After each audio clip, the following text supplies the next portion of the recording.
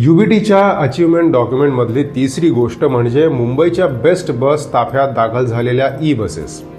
पर्यावरणपूरक, सवलतीच्या दरात आणि भविष्यकालीन वाहतूक व्यवस्था म्हणून याचं मोठं कौतुक केलं जातं आणि हे कौतुकास्पद आहेही.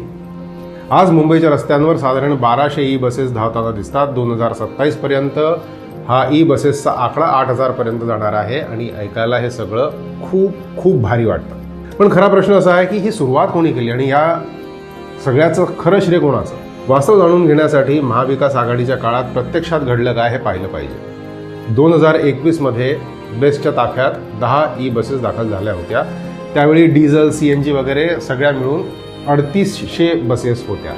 1200 बसेस आल्यानंतर तितक्याच जुन्या बसेस बाद केल्या असत्या, पण नाही.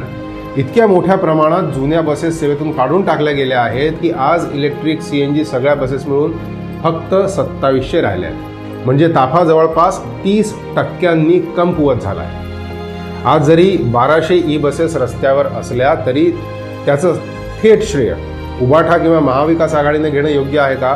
तर याचं उत्तर ठामपणे नाही असंच आहे. बस क्रांती ही मुंबईपुरती मर्यादित नसून ही देश पातळीवरची केंद्रीय योजना आहे. मोठी शहरं ज्यांची लोकसंख्या 40 लाखांपेक्षा जास्त आहे, म्हणजे मुंबई, दिल्ली, अहमदाबाद, हैदराबाद, सुरत, अशा शहरांसाठी प्रधानमंत्री ड्राईव्ह योजनेअंतर्गत 14,000 बसेस दिल्या जात आहेत. आणि मध्यम शहरं ज्यांची लोकसंख्या 40 लाखांपेक्षा कमी आहे त्यांच्यासाठी PM बसेस स्कीम ही वेगळी योजना, ज्यातून सुमारे 10,000 बसेस उपलब्ध करून दिल्या जाणार आहेत. म्हणजे असं की बसेस हा एका राज्याचा किंवा पक्षाचा निर्णय नाही, तर केंद्र सरकारचा देशव्यापी धोरणात्मक उपक्रम आहे. ही योजना अनेक शहरात CESL नावाच्या PSUच्या मार्फत राबवली जात आहे.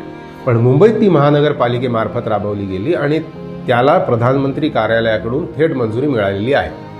आणि फक्त बसेसच नाही, तर बसेससाठी चार्जिंग स्टेशन, डिपोमधली चार्जिंगचं इन्फ्रास्ट्रक्चर, सोलर चार्जिंग प्लांट्स, ही सगळी जबाबदारी केंद्र सरकार आणि त्यांचे PSU उचलत आहेत. कारण भारताने युनायटेड नेशन्सचे सस्टेनेबल डेव्हलपमेंट गोल, ज्याला SDG म्हटलं जातं, ते स्वीकारले आहेत. आणि ग्रीन एनर्जीच्या बाबतीत नरेंद्र मोदी यांनी आंतरराष्ट्रीय पातळीवर अनेकदा भारताचं उत्तरदायित्व सिद्ध केलं आहे. India's Prime Minister Narendra Modi outlined a series of carbon-cutting commitments for the coming decades, with the goal of India reaching net zero by 2070. मग यात उद्धव ठाकरे यांचं कर्तृत्व ते काय? हा सगळा प्रकल्प केंद्र सरकारचा निधी, केंद्र सरकारची योजना, केंद्र सरकारची धोरणात्मक दिशा यावर आधारित आहे. मग प्रश्न असा उरतो, या सगळ्याचं श्रेय उबाठा सेना का घेत आहेत? तर बसेसचं श्रेय कोणाचं आणि मुंबईचा महापौर कोणाचा हे तुम्ही ठरवणार आहात.